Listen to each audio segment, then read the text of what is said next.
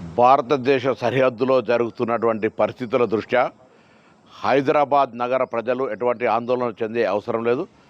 తెలంగాణ రాష్ట్ర ప్రభుత్వం ముఖ్యమంత్రి గారి పక్షాన అన్ని రకాల చర్యలు తీసుకోవడానికి పోలీసు అధికారులు అప్రమత్తంగా ఉన్నారు.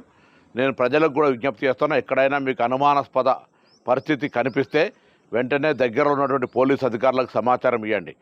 సాయంత్రం 4 గంటలకు బొల్లారం, సికింద్రాబాద్, అదేవిధంగా గోల్కొండ దగ్గర ఉన్నటువంటి ఈ కంటోన్మెంట్ ఏరియాలో మాక్ డ్రిల్ జరుగుతూ ఉంది.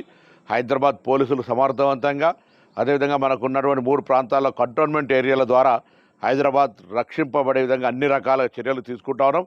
ప్రభుత్వం ప్రతి క్షణమును నిశితంగా పరిశీలిస్తూ ఉంది. ఎవరు ఆందోళన చెందే అవసరం లేదు, ధైర్యంగా ఉండండి. ఈరోజు భారతదేశంలో జరుగుతున్నటువంటి పరిణామాలలో భారతదేశ అంతర్భాగంగా కానీ సరిహద్దులో మనం గెలవాలని, మనమందరం కూడా ఎవరి తలవంచే విధంగా ఉండొద్దని కోరుకుంటూ తెలంగాణ రాష్ట్ర ప్రభుత్వం పక్షాన కూడా ఎటువంటి లోపాలు లేకుండా అన్ని రకాల చర్యలు తీసుకుంటాను. ఇప్పటికే కాంగ్రెస్ పార్టీ నాయకత్వం పక్షాన కూడా భారత ప్రభుత్వం చేసే ప్రతి చర్యకు మద్దతునిస్తామని చెప్పినారు.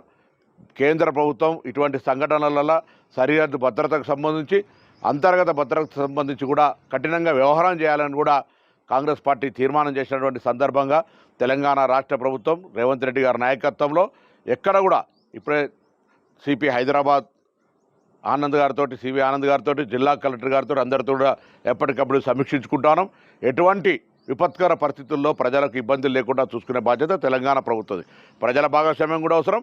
ఎక్కడైనా అటువంటి పరిస్థితి ఉంటే దయచేసి అప్రమత్తంగా ఉంటూ సమాచారాన్ని చేరవేయాల్సిందిగా నేను ఈ హైదరాబాద్ ఇన్ఛార్జ్ మంత్రిగా అందరికీ విజ్ఞప్తి చేస్తా ఉన్నాను.